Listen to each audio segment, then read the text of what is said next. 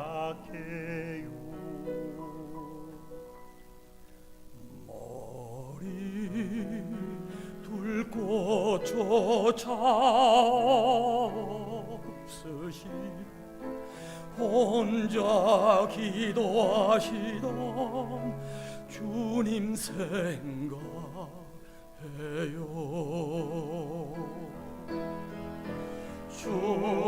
주님만 섬기며 따르기로 한 나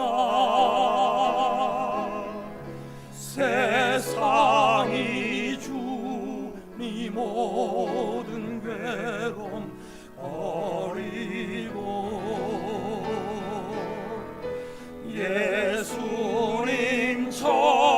예수님처럼 기도하기를 원해요. 예수님처럼 기도하기 원해요.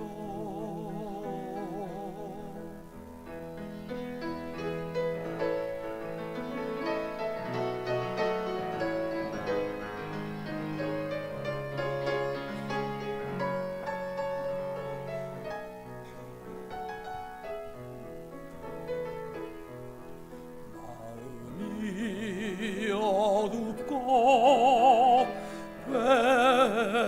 외로울 때 예수님을 나 생각해요.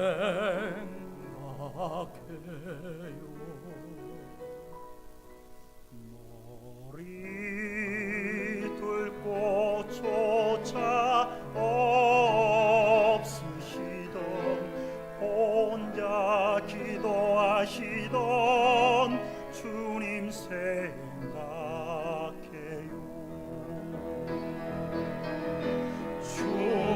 주님만 섬기며 따르기로 한 나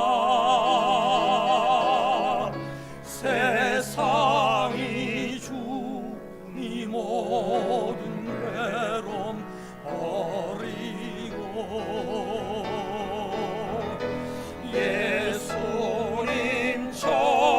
예수님처럼 기도하기를 원해요. 예수님처럼 기도하기 원해요. 주님만 섬기며 따르기로 한 나 세상이 주니 모든 괴로움 버리고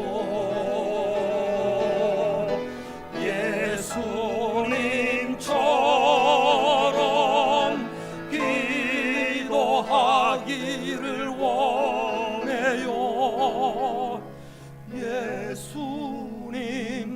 예수님처럼 기도하기 원해요.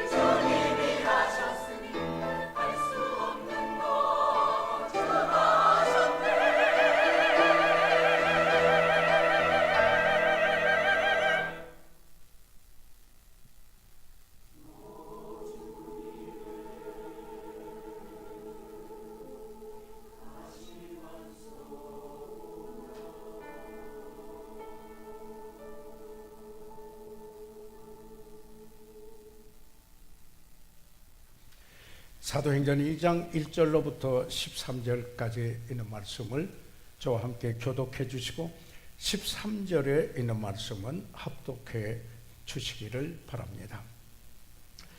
오순절 날이 이미 이름에 저희가 다 같이 한 곳에 모였더니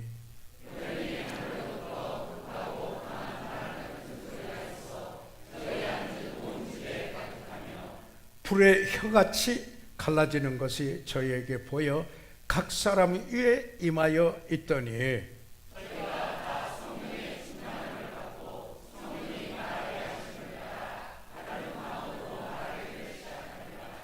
5절 그때에 경건한 유대인이 천하 각국으로부터 와서 예루살렘에 우거하더니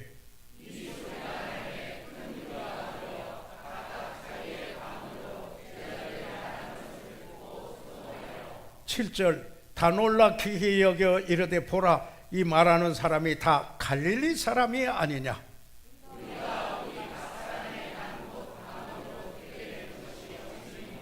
9절 우리는 바리새인과 메대인과 엘람인과 또 메소포타미아 유대와 가바도기아 본도와 아시아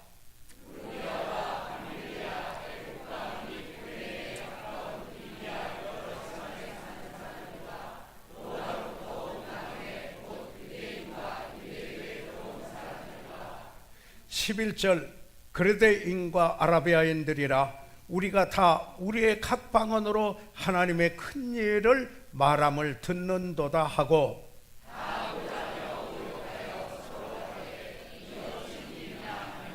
13절 다 같이 시작.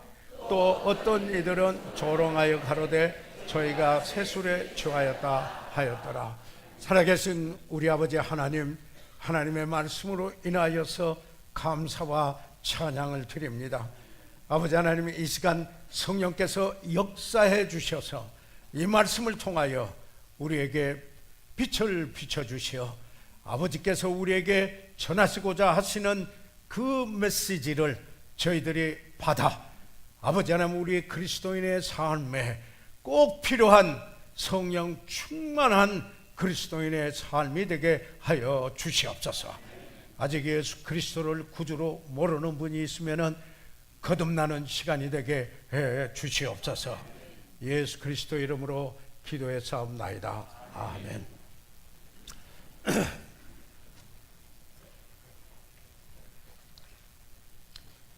사도행전 2장 1절에 있는 말씀을 보면은 오순절 날이 이미 이름에 라고 했습니다. 여러분이 아신 바와 같이 오순절은 유대인들의 그들의 3대 명절 중에 하나가 바로 오순절입니다. 이 오순절 날이 이미 이름에 저희가 다 같이 한 곳에 모였더니 이렇게 이야기했습니다. 그런데 이때 모임이 있었습니다.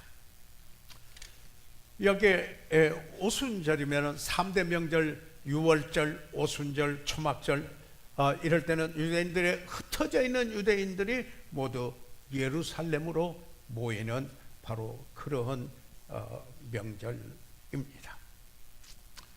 그런데 이 오순절의 그날 기적적인 사건이 일어난 사실입니다.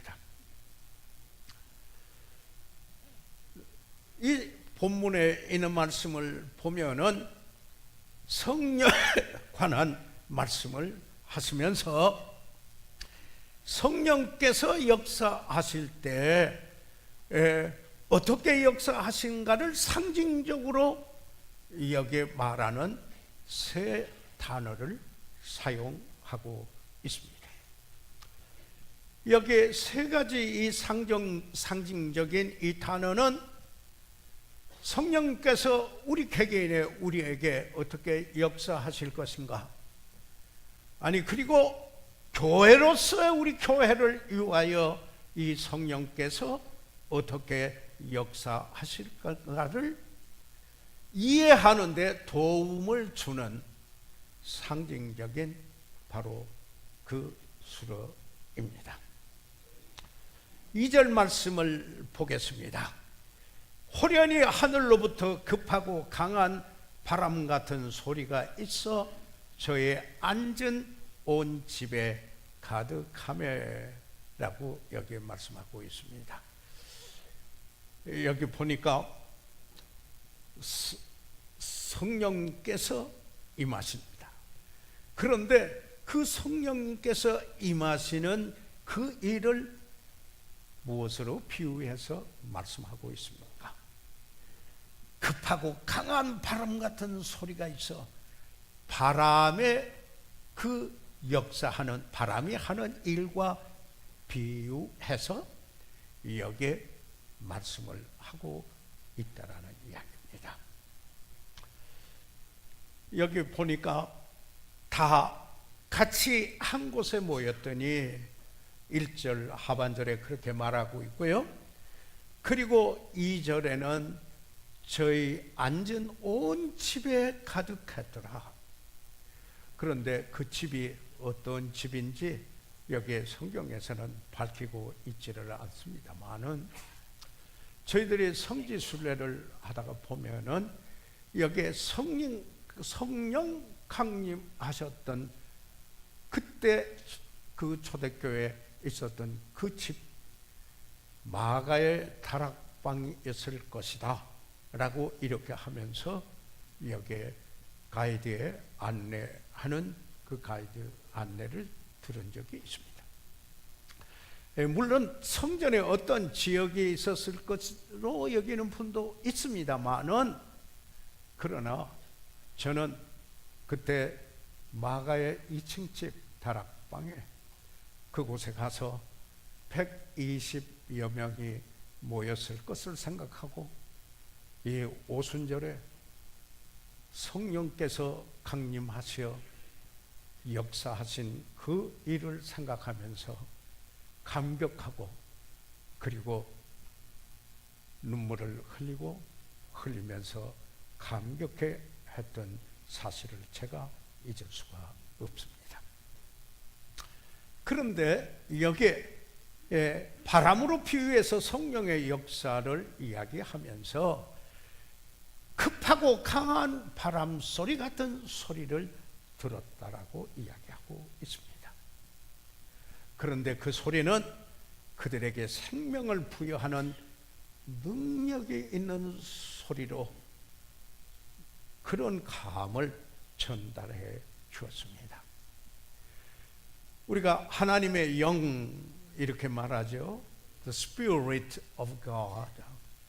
그런데 그 영을 이렇게 말할 때 히브리어나 헬라어나 이 번역을 바람이라고 많이 번역을 하기도 하고 숨이나 기운이나 breath, blow 또 이렇게 그 번역을 하기도 하는 것입니다. 그런데 이 바람은 실제 보이지는 않지만은 그 바람의 능력이 있음을 여기에 예수님께서 생각하시면서 이 바람을 예를 들어서 성령에 하시는 일을 말씀하셨다고 하는 사실입니다. 요한복음 3장 8절에 보게 되면은 바람이 임의로 불매 내가 그 소리를 죄송합니다. 내가 그 소리를 들어도 어디서 오며 어디로 가는지 알지 못하나니 성령으로 난 사람은 다 이러하니라. 바람이 불어서 역사하는 바로 그 역사, 그리고 예수님께서 바로 그 비유로 성령께서 역사하신 것이 바로 이런 것이다 라고 이야기를 하고 있습니다. 그런데 이 말씀에서 예수님께서 말씀하시기를 바람이 임의로 불 때 아니 어디로 가면 어디로 간지 알지 못하는데 그 바람을 마음대로 조종할 수 있느냐? 예, 조종할 수는 없다. 어떤 때 바람이 불면은 그 바람이 부드럽게 불 때도 있고, 바람이 때로는 강풍이 되는 때도 있고, 그뿐만 아니라 때로는 태풍으로 불어올 때도 있다라는 사실입니다. 다시 말해서 바람으로 비오는 건 성령의 역사가 이와 같을 수 있다라는 사실인 것입니다. 여기 사도행전 2장 36절, 37절, 38절에 있는 말씀을 보면은 오순절 성령이 강림하시고 저들이 성령의 충만함을 받았는데, 그런데 그때 여기에 전파된 그 메시지를 한번 보고자 합니다. 여기에 36절에 그런즉 이스라엘 온 집이 정령 알지니 너희가 십자가에 못 박은 이 예수를 하나님이 주 예수 그리스도가 되게 하셨느니라. 그들이 예수 그리스도를 십자가에 못 박았습니다. 그런데 하나님이 그를 주와 그리스도 메시아 그리고 구주가 되게 하셨다라고 이렇게 이야기를 합니다. 이 말을 저들이 들었습니다. 저희가 이 말을 듣고 성령께서 역사하십니다. 바람이 부는 것처럼 성령의 바람이 불어 저들의 마음을 찔렀습니다. 그러니까 찔림을 받은 그들이 베드로와 다른 사도에게 물어 가로되 형제들아 우리가 어찌할꼬. 이 유대인들의 이야기입니다. 여기서는요 주 안에서가 이야기 아니라 유대인들의 이야기를 합니다. 이스라엘의 그 유대 민족적인 이야기. 형제들아 우리가 어찌할꼬 하거늘 베드로가 가로되 너희가 회개하여. 강력한 메시지가 전해집니다. 강풍의 태풍과 같은 강풍의 메시지가, 여기에 내용은 바로 너희가 십자가에 못 박은 예수를 하나님이 주와 그리스도가 되게 하셨다. 그러니까 저들이 그 말을 듣고 그러면 우리가 어찌할꼬 찔림을 받았습니다. 그러니까 회개하여 이렇게 메시지가 전해지게 되었습니다. 그리고 성령을 선물로 받아라. 각각 예수 그리스도의 이름으로 침례를 받고 죄사함을 얻으라. 그리하면 성령을 선물로 받으리라. 회개하고 죄를 회개하고 주 예수 그리스도를 구주로 믿으면은 그리스도의 영, 성령, 그리스도의 관계에서 그 이름은 그리스도의 영이 오십니다. 그 성령으로 거듭나고 그리고 그 영이 옵니다. 그리스도의 영이 없으면 그리스도의 사람이 아니라 바로 성령이 없으면은 그리스도인이 아니라 이렇게 분명히 말씀하고 있는 것입니다. 바람이 생명의 원천인 것 같이 이 세상에 세계에 바람이 불지 않는다면은 상상해 보십시오. 어떤 일이 일어나겠습니까? 살아있는 것들은 다 죽을 겁니다. 여기에 요한복음 3장에 보면은 그 당시 유대인의 회당장이었던 여기에 랍비 했던 니꼬데모라고 하는 사람이 밤에 다른 사람의 아마 낯을 피해서 밤에 온 것 같습니다. 밤에 예수를 찾아왔습니다. 그러니까 예수님이 니꼬데모에게 거듭나라. 이 거듭나는 건 또 나고 또 난다는 얘기가 아닙니다. 예, 우리가 이게 원래는 위로부터 나는다. 딱 한 번 나는 거예요. 그런데 그것을 두 번째 낳았다. twice, 두 번째. 첫 번째 부모에게서 태어나고 두 번째 영적으로 태어났다 해서 거듭이에요. 그런데 우리말의 뉘앙스 때문에 이것을 새롭게 된다는 그 말을 써야 되는데 반면에 거듭났습니다. 또 거듭났었는데 그것은 성경을 잘 이해가 못된 상태일 수도 있습니다. 그래서 거듭나는 건 한 번 부모에게 태어난 게 딱 한 번이요. 두 번째 거듭난 것도 딱 한 번입니다. 그런 분이 성령의 역사로 인하여서 refresh, 새롭게 될 수 있습니다. 새롭게 되는 것은 날마다 새롭게 되는 겁니다. 날마다 거듭나는 건 아닙니다. 거듭나는 건 딱 한 번이요. 우리말의 뉘앙스 때문에 오해들이 생겼어요. 이해했어요? 여러분 여기 바람을 생각해 보십시오. 요즘 그 미세먼지 때문에 정치 문제화까지도 되고 이렇게 하고 창문을 열지 말고 이렇게 미세먼지 많이 들어오니까 차라리 에어컨을 켜고 하는 게 좋다. 최근에 얘기합니다.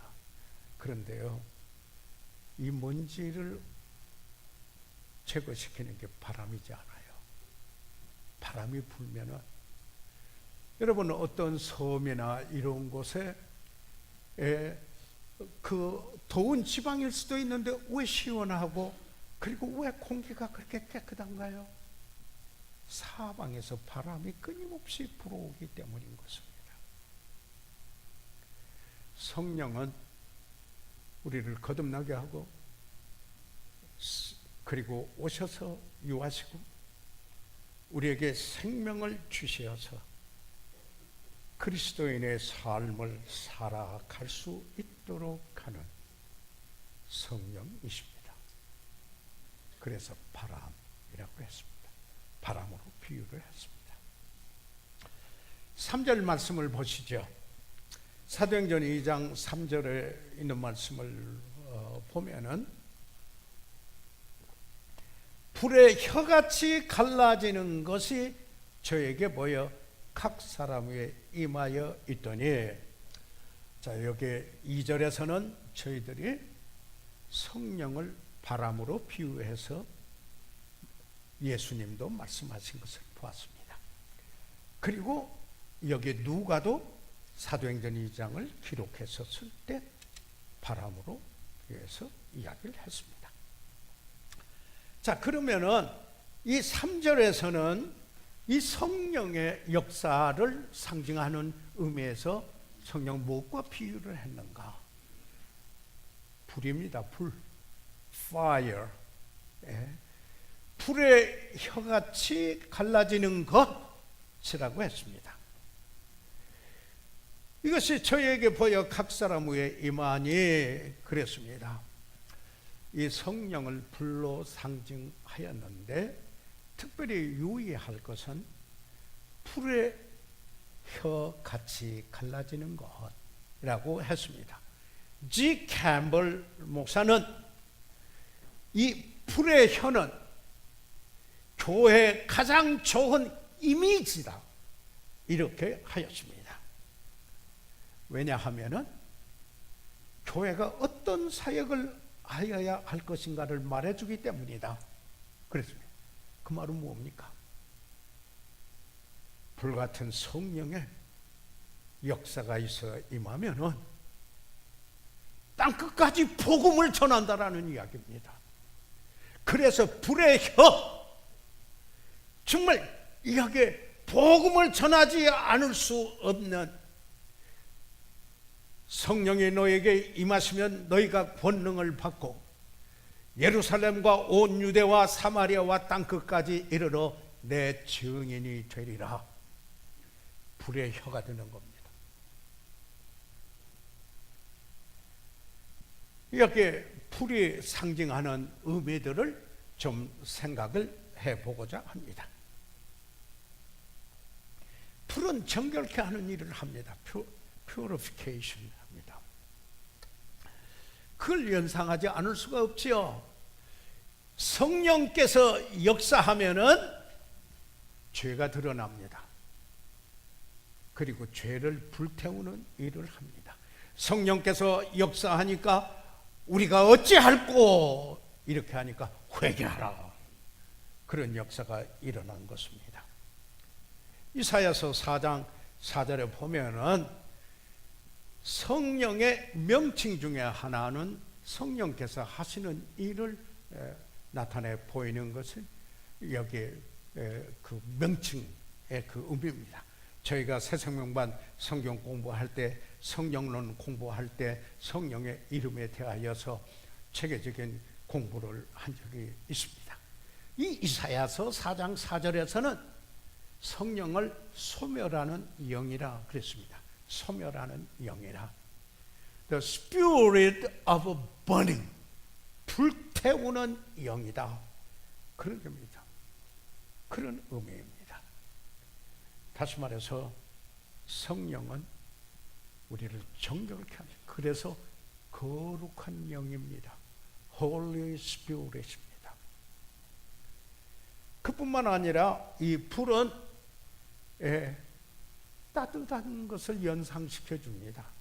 따뜻하게 합니다. 저는 이걸 생각하면서 성령 충만한 사람이 얼음처럼 냉랭할 수는 없구나, 그래서 생각을 했습니다.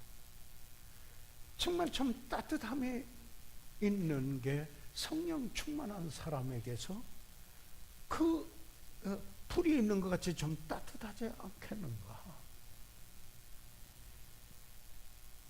성령의 열매는 사랑과 희락과 화평. 좀 사랑하고 화평을 이루고 기쁨이 있고 좀 오래 참기도 하고, 즉시 보복하지 않고 그냥 사람 그냥 버리지 않고 자비와 양성과 충성과 온유와 절제니 균형을 잘 이룬 덕목입니다. 이런 성령의 열매를 맺는다면 좀 따뜻한 사람이 되지 않을까. 하나님, 제가 성령 충만하여 좀 따뜻한 사람이 되게 해 주십시오. 그렇게 좀 해주세요.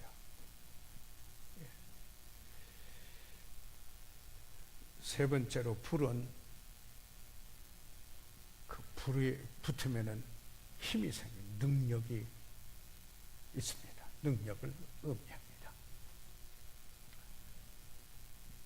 방금 전에 이미 말씀을 드렸습니다. 무슨 능력이에요? 아니, 성령으로는 그리스도인의 삶을 하나님이 기뻐하신 대로 살 수 있는 능력 있는 삶을 살 뿐만 아니라, 중요한 것은 아까 말씀한 대로 땅끝까지 복음을 전하는 일에 참여한다는 것입니다. 성령 충만한 사람이 복음 전하고 땅끝까지 보내는 일에 냉랭하고 자기 생각만 할 수는 없다라는 것이 아니겠습니까? 네 번째로, 불은 빛을 발합니다. 불이 있으면 어둠이 사라져요. 빛이 환하게 빛의 조명이 되어 illumination이라고 하죠. 성령께서 하나님의 말씀에 빛을 비추시고 우리가 하나님의 인도하심을 따르고자 할 때 우리의 길에 빛을 비추어 인도하시는 것입니다. 누가복음 12장 49절에 이런 말씀이 있습니다.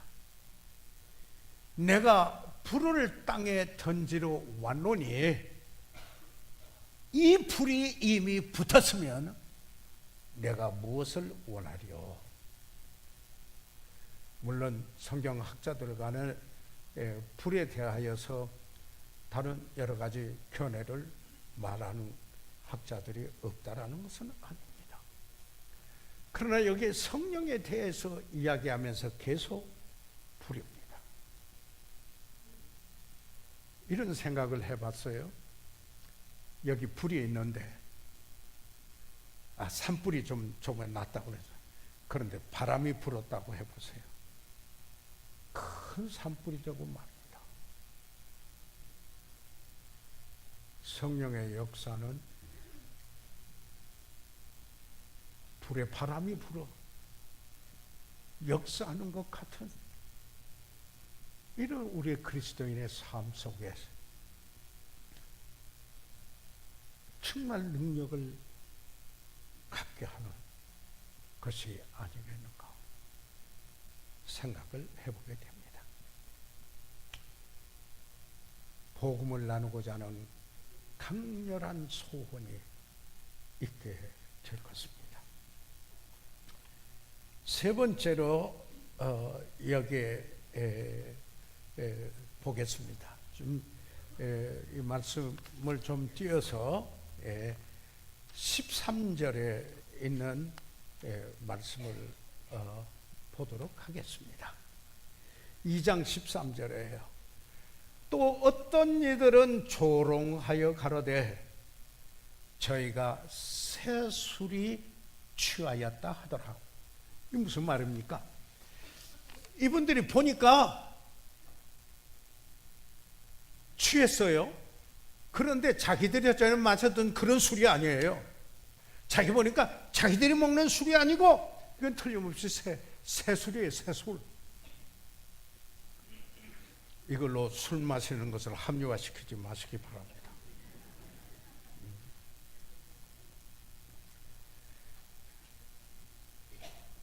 그런데 그들이 새 술에 취하였더라. 왜 이렇게 말했을까? 지금 여기에 성령의 역사를 새 술로 the wine로 했는데요. 지금 아까 오순절이라고 말씀드렸습니다. 천하 각국에서부터 유대인들이 왔습니다. 모여들었어요.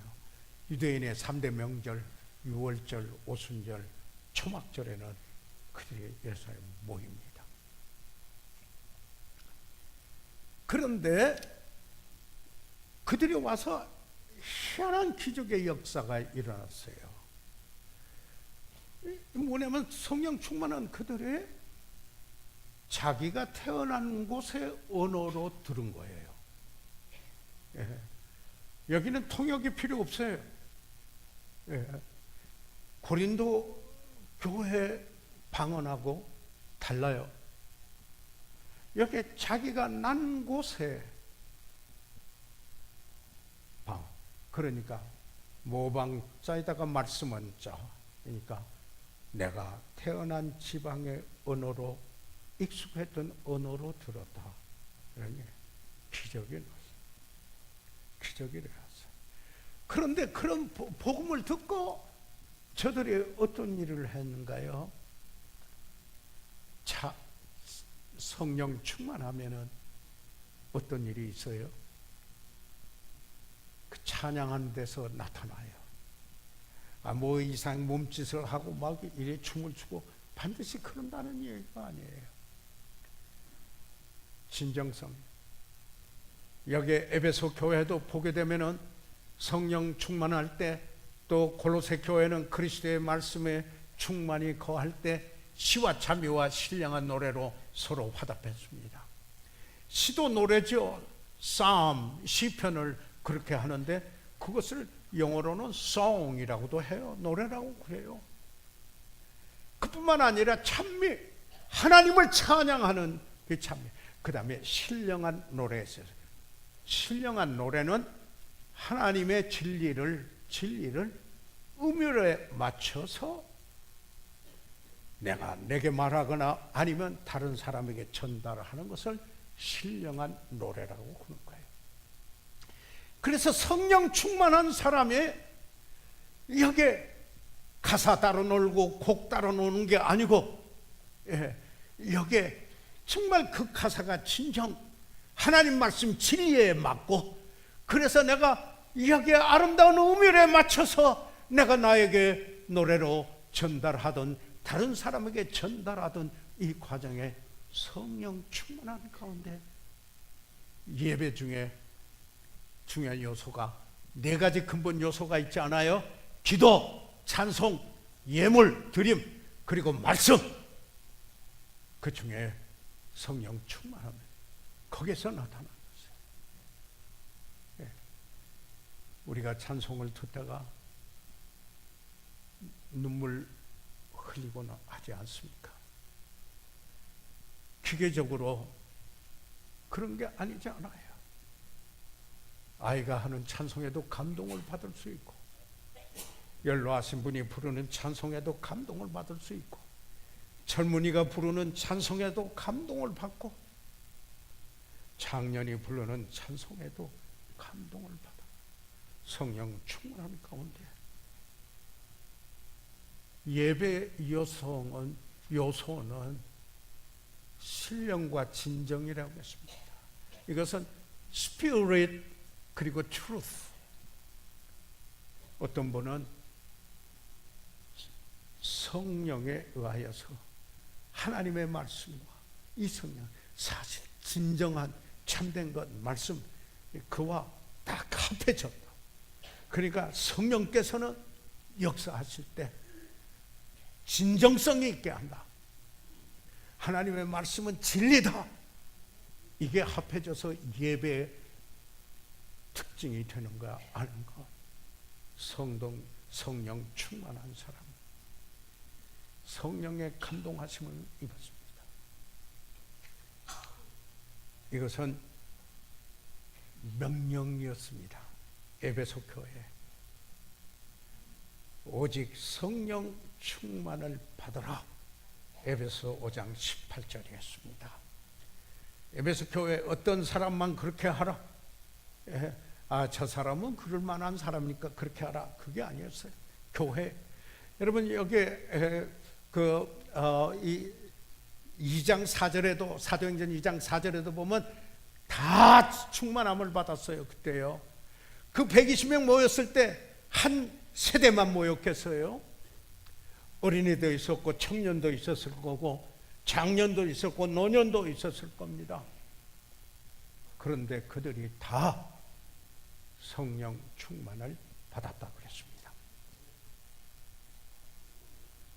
그런데 여기에서요, 우리가 성경에서 말할 때 포도주가 의미하는 상징적인 의미가 뭐냐 하는 것도 좀 살펴보는 것이 중요합니다. 기쁨과 연관해서 이야기를 했어요. 예. 절대 이것 때문에 나 포도주 정도는 내가 마셔도 되고 안 된다, 그렇게 판단하기 위한 판단의 기준은 주님이 그렇게 하기 원하시는가 마는가. 내가 주님을 사랑하는데 주님의 뜻대로 하기 원하는데 그게 기준이에요. 내가 원하는 것을 위해서 하나님의 말씀을 인용해서 기준으로 삼는 것은 아니라고 생각합니다. 시편 104편 15절에 사람의 마음을 기쁘게 하는 포도주와 그랬습니다. 그래서 그것을 이야기할 때 마음에 기쁨을 주는, 기쁨을 상징하는 것. 그래서 갈라디아서 5장 22절에도 성령의 열매는 기쁨이다, joy, 희락, 이렇게 이야기를 하고 있습니다. 여기에 성령께서 역사하실 때 우리 개개인이나 교회나 그리고 성령 충만하게 되었었을 때 균형이 잡히고 질서가 있습니다. 혼란되지를 않습니다. 관계가 바라지게 됩니다. 부부간에, 부모와 자녀간에, 직장에서, 상사와 그리고 직원들 사이에서. 그뿐만 아니라 여기에 그 사도행전 2장 4절에 보게 되면은 저들이 2장 11절에 4장 다른 방언으로 말하기를 시작하니라 하고는 11절에 하나님의 큰 일을 말하였다. 그러니까 하나님이 하신 큰 일, 무슨 일이에요? 그의 아들 독생자를 보내셔서 십자가에서 죽으시게 한 그 일입니다. 그런데 그것을 두려움이 없이 담대히 하나님의 말씀을 전파했어요. 왜 그렇습니까? 성령 충만했기 때문입니다. 성령 충만했습니다. 사도행전 2장 14절에 베드로가 11 사도와 같이 서서 소리를 높여 가로되 유대인들과 예루살렘에 사는 모든 사람들아, 이 일을 너희로 알게 할 것이니 내 말에 귀를 기울이라. 자, 초대교회 사도행전 2장을 보면은 성령 충만했습니다. 그런데 성령 충만한 그리스도인이 어떤가 보십시오. 42절에 사도의 가르침을 받아, 2장 42절입니다. 저희가 사도의 가르침을 받아 그리고 경고해줍니다. 이렇다면 이 말은 뭐냐면 그 사도의 가르침을 받는 것에 힘썼다 이 말입니다. devoting, 자기 자신을 devoting themselves to do, 어떤 것을 가르침을 받는 걸 continually, 계속적으로 말씀 가르침을 받거든요. 성령 충만하면 말씀을 분리해서 생각할 수가 없어요. 그 다음에 여기 그 성령 충만하면은 여기 보니까 그 44절과 45절에 이기심이 없어졌어요. 그리고는 저들이 주고 나누는 삶이 됐어요. 사도들을 발 앞에 갖다가 놓고 필요에 따라서 나누도록 하게 되는 그런 일도 있었어요. 무슨 매사를 그렇게 해야 한다 이런 말씀 아니에요. 저들이 자원해서 했어요. 자원해서.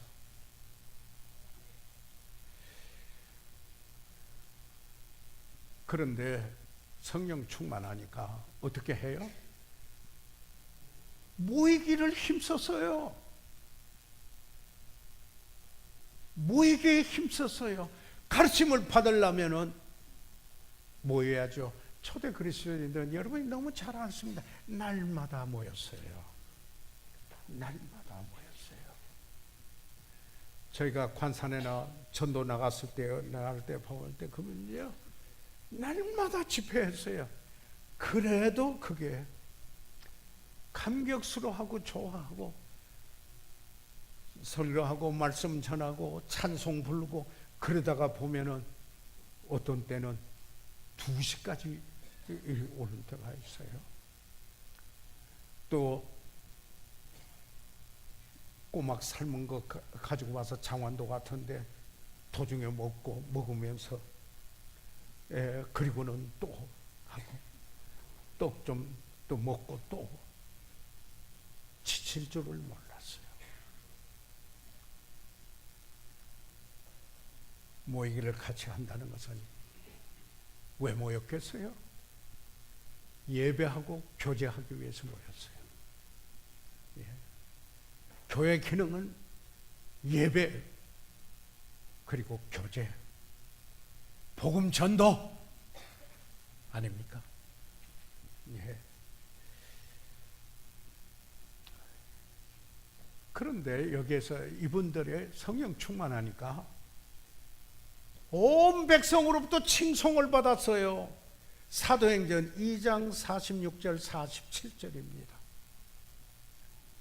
칭송을 받았어요. 예? 낚시질한 거 아니에요. 자기가 칭찬받으려고 낚시질한 거 아니에요. 백성들이 그들을 핍박하고 그리고 그들이 거기는 동의하지 못하도 저들은 다르다. 칭송을 했어요. 그래서 날마다 더해졌어요. 뭐가요? 구원받는 사람들이 날마다 더해졌어요. 자, 그러면 마무리를 하겠습니다. 성령 충만함을 어떻게 받을 수 있습니까? 그래서 성경을 종합적으로 저희들이 보면서 생각을 해보겠습니다. 첫째로 거듭난 사람이어야 합니다. 그래야 그분이 성령으로 거듭나고 성령이 와 계시죠. 성령이 없는데 어떻게 성령의 충만함을 받겠습니까? 먼저 거듭나야 합니다. 예. 성령 충만함을 받으라고 명령하는 것은 성령을 모시고 있는 그분들에게 한 명령이었습니다.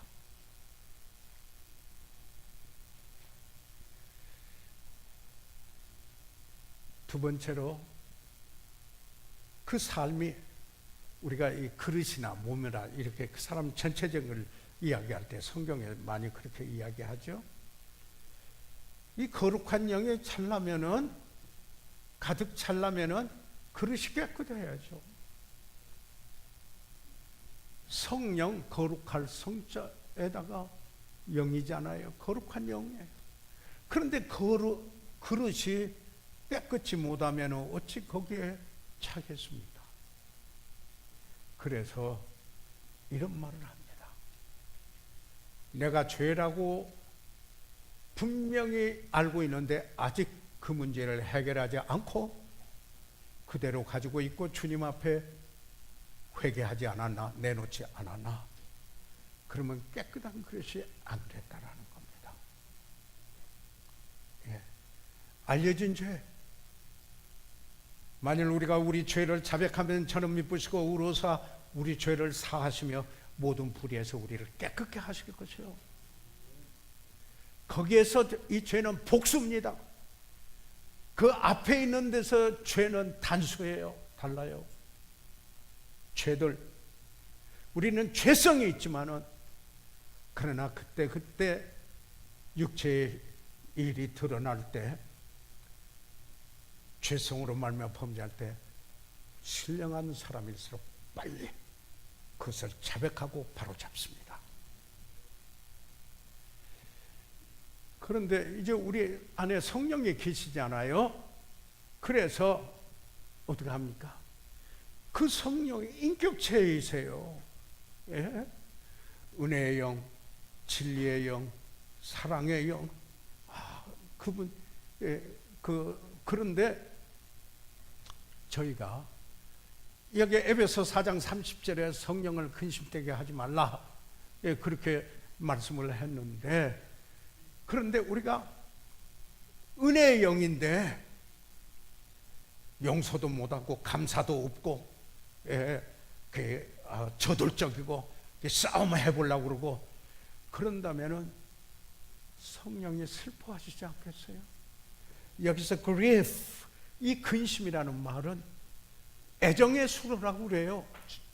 성경에 애정의 수로. 내가 사랑할 때 슬퍼하지, 사랑하지 않으면 분내요.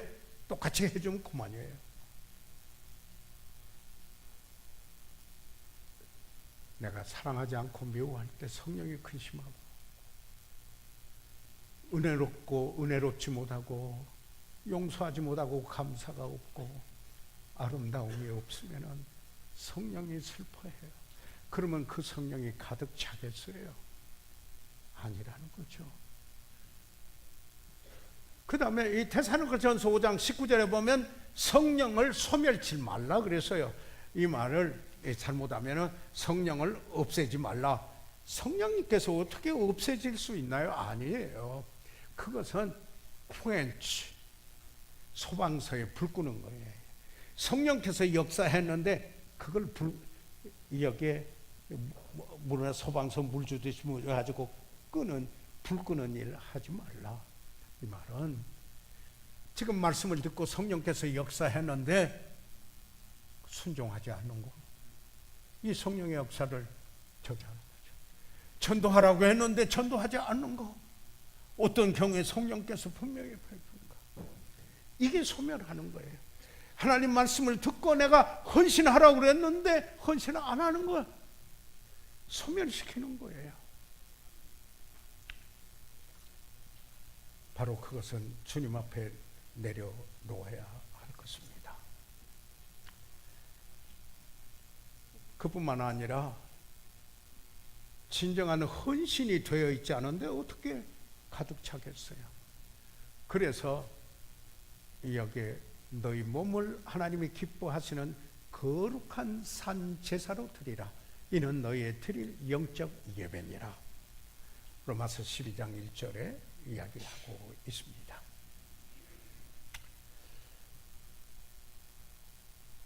그래서 이 고린도전서 6장 19절과 20절에 보게 되면 똑같이 너희 몸은 너희가 하나님께로부터 받은 바 너희 가운데 계신 성령의 전인 줄을 알지 못하느냐. 너희는 너희 것이 아니라 값으로 산 것이 되었으니 그런즉 너희 몸을 하나님께 영광을 돌리라.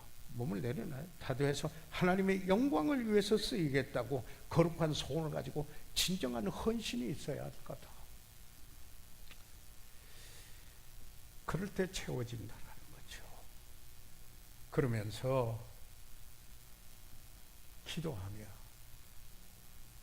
우리가 항상 기도가 돼 낭망하지 말 것을 예수님께서 누가복음 18장 1절에 말씀을 했어요. 그리고 쉬지 말고 기도하라. 우리 일상생활이고 하나님과의 관계 속에서 그리스도인의 호흡같이 말했어요. 그래서 기도하며 믿음으로 충만함을 받아들여야 돼요. 주장해야 돼요. 이제 내가 이랬으니 성령께서 이미 내 안에 계시고 내가 앞이었으니 이제는 그분이 충만해 주셨다. 충만하셨다. 받아들이는 거예요. 이게 믿음이에요. 다시 말해서 이런 거 아니겠습니까? 주여 저는 저희 것이 아니며 제 몸을 산 제사로 드리나이다. 드림이라면은 믿음은 그리스도께서 내 안에 사시나이다. 이런 거거든요. 드림은 주여 무엇을 하리까? 그러면 믿음은 제게 능력 주시는 그리스도로 말미암아 제가 모든 것을 할 수 있나이다. 그런 거 아니겠습니까? 드림은 예수 그리스도만이 저의 주님이옵니다. 믿음은 그리스도께서 저의 생명입니다. 그리스도는 만유요 만유 안에 계십니다. 그리스도를 가졌으면 다 가졌습니다. 스데반은 믿음과 성령이 충만했습니다. 사도행전 6장 5절입니다. 우리는 사도행전에서 저희들이 보는 정상적인 그리스도인의 삶은 특별한 삶이 아닙니다. 성령 충만한 그리스도인입니다. 일정한 사람에게만 요구한 것이 아닙니다. 내가 성령 충만한 그리스도입니다. 우리 시간 다 같이 일어나셔서 머리 숙이겠습니다. 저희들 이 시간 다 같이 일어나셔서 잠시 머리 숙이도록 하겠습니다. 저는 오늘 사랑하는 여러분과 함께 여러분이 이미 잘 하시고 계시는 이 말씀을 성령이 하시는 일은 새롭게 하는 일이고 생각나게 하는 일이기 때문에 다시 한번 성령께서 역사하실 때 어떤 일이 있는가를 오늘 나누었습니다. 성령 충만하라 하셨습니다. 성도 여러분, 그런 거룩한 소원을 가지고 사십니까? 그러리라고 생각합니다. 그래서 이렇게 오늘 기도하시겠습니까?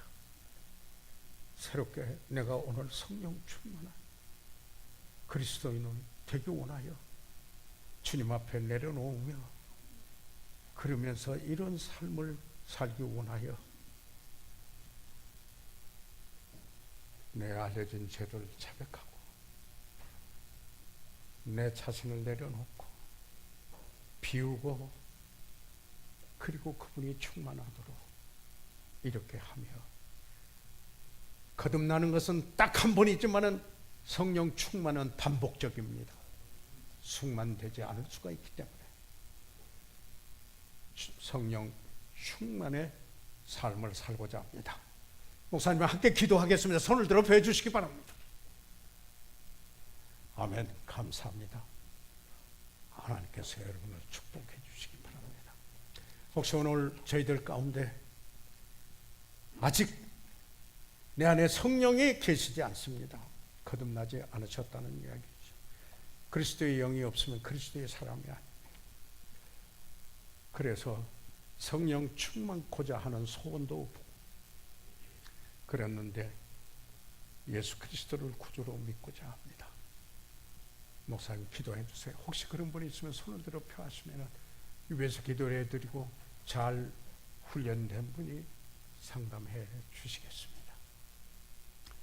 살아계신 우리 아버지 하나님, 저희들이 지금 성령을 근심되게 하지 않게 해 주시옵고 성령을 소멸하는 일이 없게 해 주시옵소서. 성령 충만케 하시옵소서. 예수 그리스도의 이름으로 기도해 사옵나이다.